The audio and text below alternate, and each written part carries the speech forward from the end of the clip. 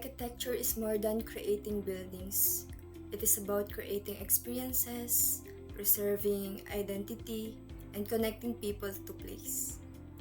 In a rapidly modernizing city like Iloilo, I ask myself, how can architecture celebrate culture while embracing sustainability and modern hospitality?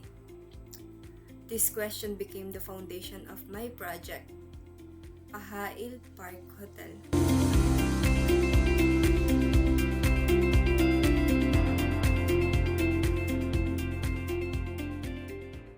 Good day everyone, I am Princess Angelica Bermas, and this is my proposed holistic and sustainability-oriented hotel building located at Ayala Iloilo Techno Hub 1, Pasancia T. Pison Avenue, Mandurriao, Iloilo City.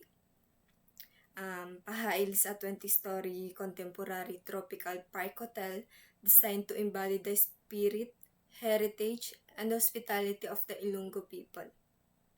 The project aims to become more than just a hotel, but a cultural landmark that reflects movement, craftsmanship, and community.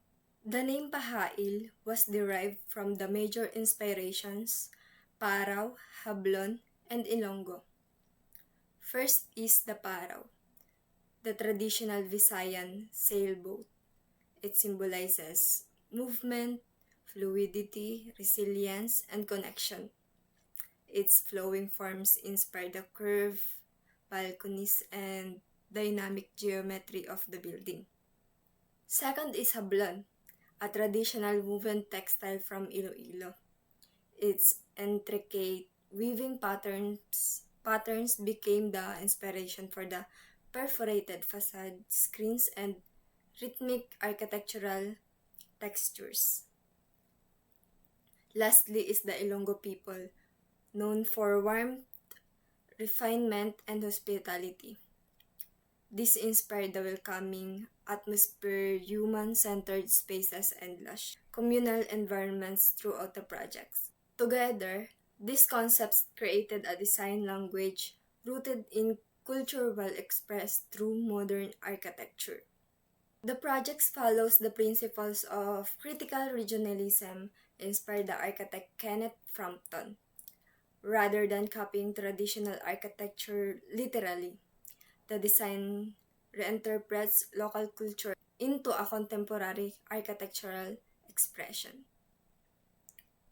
Pahail responds to the tropical climate, the local identity of Iloilo, and the human experience. This philosophy allowed the project to combine modern hospitality architecture with cultural authenticity and sustainability. The form development began with a simple massing strategy.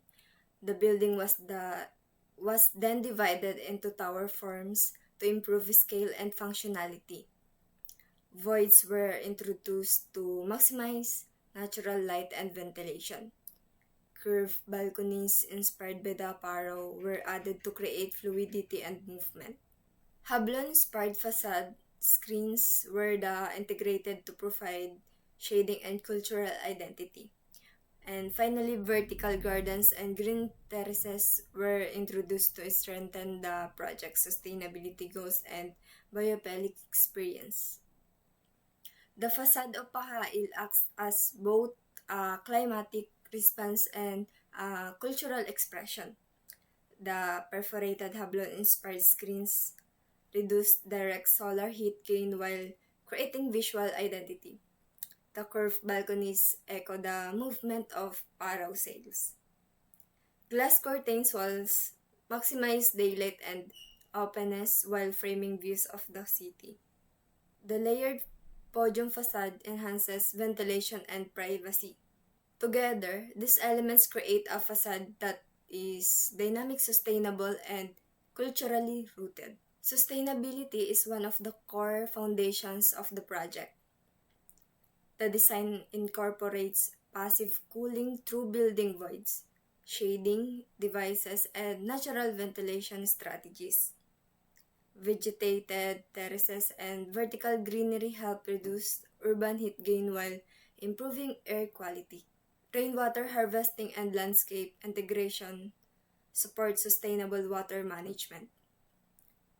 The project also prioritizes daylighting to reduce energy consumption while maintaining the thermal comfort. These strategies create a hotel environment that is both environmentally responsive and user-centered. The site development plan was designed to encourage wellness, interaction, and connection with nature. The project includes an Ilonggo Heritage Garden, wellness parks and lunches, an amphitheater, interactive water features, and an event lawn. These outdoor spaces create opportunities for relaxation, social interaction, and cultural engagement. The landscape strategy strengthens the idea that hospitality should extend beyond interiors and into meaningful public experiences. The planning strategy prioritizes efficient circulation, flexibility, and guest comfort. The podium levels contain semi-public functions such as dining, wellness amenities, event spaces, and administration. The upper floors contain the hotel accommodations categorized into standard suites, junior suites, and special suites.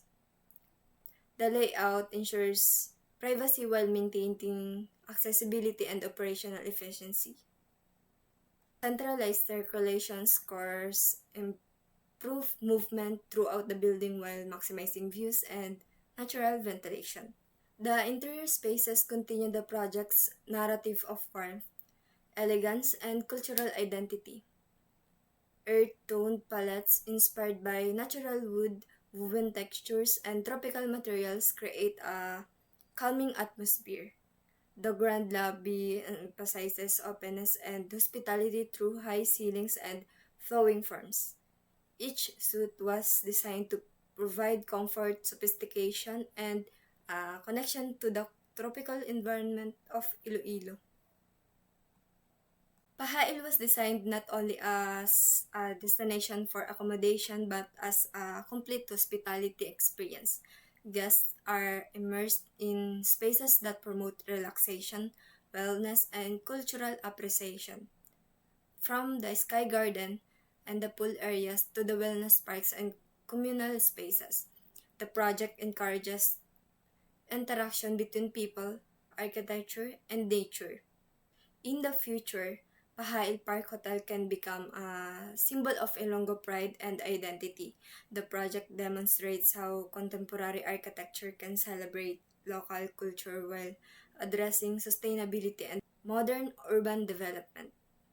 It is an exploration of how architecture can preserve heritage not by looking backward, but by transforming traditional into something innovative and meaningful. Pahail is more than a hotel. It is a story of movement inspired by the Paraw, craftsmanship inspired by Hablon, and hospitality inspired by the Ilonggo people.